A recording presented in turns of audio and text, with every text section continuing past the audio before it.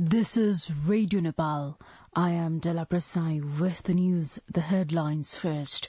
Prime Minister Pushpa Kamal Dal Prachanda says government is serious toward safety and career development of health workers.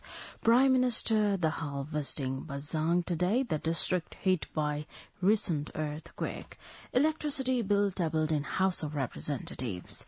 Minister for Culture, Tourism and Civil Aviation Sudan Kirati claims Nepal will be removed from security list of European Union soon, and Russian airstrike kills 51 at a funeral in Ukraine.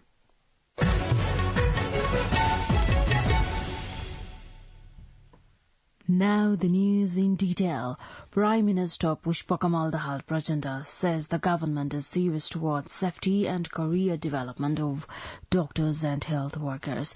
Addressing the fourth convocation ceremony of the National Academy of Medical Sciences yesterday, Prime Minister Dahal said he had taken serious note of the series of attacks on health workers, including doctors. He reiterated the government's commitment to curb untoward activities against health workers. Prime Minister Dahal also urged all doctors and health workers to remain active in their profession with confidence and trust. He added that the government was increasing investment in the health sector and ensure jobs to the human resources within the country. Meanwhile, Prime Minister Pushpa Kamal Dahal Prachanda has directed the concerned authorities to ensure prompt rescue and relief efforts for the people affected by the Bazang earthquake. In his address to the 12th session of the Disaster Risk Reduction and Management Authority yesterday, the Prime Minister urged for coordinated efforts for the effective management of post-earthquake situation. The Prime Minister also insisted on the unified and collaborative approach among the three-tier government, civil society, political parties and the community to resist consequences of natural disasters. Prime Minister Pushpa Kamal Dahal Prachanda is visiting Bazang, the district hit by the recent earthquake today. Prime Minister Dahal's secretariat confirmed his visit to Bazang, the epicenter of Tuesday's earthquake disaster. Earlier yesterday, Prime Minister Dahal had chaired a meeting of Disaster Risk Reduction and Management Committee at Singh Durbar. The recent earthquake of magnitude 6.3 struck Bazang at 3:06 p.m. on Tuesday. The electricity bill 2080 Bikram Sambat has been doubled in yesterday's meeting of the House of Representatives. Minister for Energy, Water Resources and Irrigation Sakti Bahadur Basnet presented the electricity bill. Meanwhile, members of the House of Representatives HR have stressed that all sides of the society should be alert not to allow disturbances in religious and communal harmony. They urged the government and concerned sides to remain alert any untoward incidents that may jeopardize the existing harmony in the society.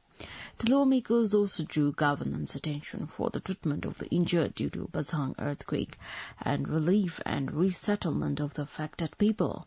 They also urged the government to stop price hike of Delhi's essential goods and control corruption and other anomalies. Minister for Culture, Tourism and Civil Aviation Sudan Kirati has claimed that Nepal will be removed from the security list of the European Union soon. Speaking at the meeting of the International Relations and Tourism Committee of the House of Representatives yesterday, the Tourism Minister expressed the hope that Nepal would be removed from the EU security list as Nepal had increased the aviation security in recent period. He added that EU's technical team had already conducted an audit of Nepal's air security system. Minister Kirati expressed his hope that Nepal would be removed from the EU's blacklist. Minister Kirati said the Nepal Airlines Corporation has been able to pay off the debt of 4 billion rupees since the national flag carrier has been earning profits. The World Bank has projected that Nepal's GDP will increase in the next fiscal year compared to the current year. Launching its South Asia Development Update and Nepal Development Update, the World Bank projected Nepal's growth to be at 3.9% in the next fiscal year 2024 and 5% in the fiscal year 2025-26 due to impact of lifting import restrictions and to gradual loosening of monetary policy. However, the World Bank has projected Nepal's GDP growth to contract at 1.9% this year. The current account deficit is expected to touch around 6.1%, and the annual average inflation is estimated to be at 7.8% this year. The World Bank said inflation will be at 7.5% in 2024 and 6.4% in 2025. Ambassador of the United Kingdom to Nepal, Raffan, has paid a courtesy call on Deputy Prime Minister and Defence Minister Purna Bahadur Kharka yesterday. During the meeting held at the Ministry of Defence, discussion was held on matters of further promoting the bilateral interests by strengthening the centuries-old friendly relations between Nepal and the United Kingdom. They also discussed various issues including climate change and exchange of cooperation between the armies of the two countries. The government is set to ban aclofenac and ketoprofen, both veterinary and non-steroidal anti-inflammatory drugs, to help protect vultures. The Ministry of Forests and Environment is banning the use of these drugs in treating animal diseases because vultures suffer health problems, even leading to death after consuming remains of dead animals treated with the drugs. The Department of National Parks and Wildlife Conservation said the decision was taken in the meeting of the Nepal Vulture Rehabilitation Committee under the ministry. You're listening to Radio Nepal 8 AM English News Bulletin. We continue with the international updates now. A Russian attack on the village of Rozha, southeast of Kharkiv, has killed at least 51 people, including an 8-year-old boy, Ukraine says. According to the BBC, villagers were attending a wake-up for a resident when a missile struck at 15:15 local time. Ukraine's defense ministry said there were no military targets in the area, only civilians. Kharkiv regional head Oleh Sinyhubov described the attack as one of the region's bloodiest crimes. He confirmed that everyone who died were residents of the village and that the attack killed 20% of its population. Ukrainian Interior Minister Ihor Klimenko said every household was affected in the village. From every family, from every household, there were people present. A drone attack on a Syrian military academy in the city of Homs has killed at least 100 people and left dozens injured. According to the BBC, the explosive laden drones targeted a graduation ceremony attended by cadets' families, and women and children were among the dead.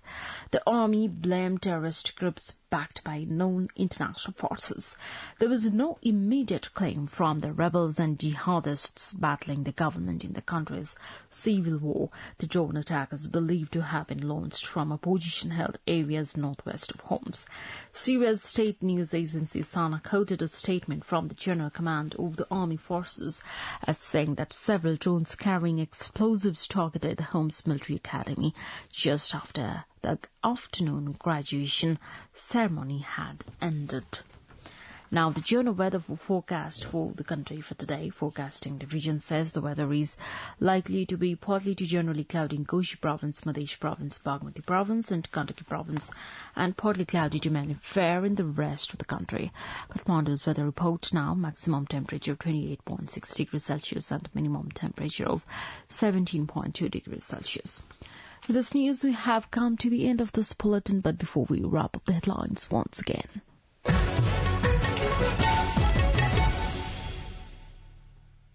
Prime Minister Pushpa Kamal Dahal Prachanda says government is serious towards safety and career development of health workers. Prime Minister Dahal visiting Bazang today, the district hit by recent earthquake. Electricity bill tabled in House of Representatives. Minister for Culture, Tourism and Civil Aviation Sudan Karathi claims Nepal will be removed from security list of European Union soon.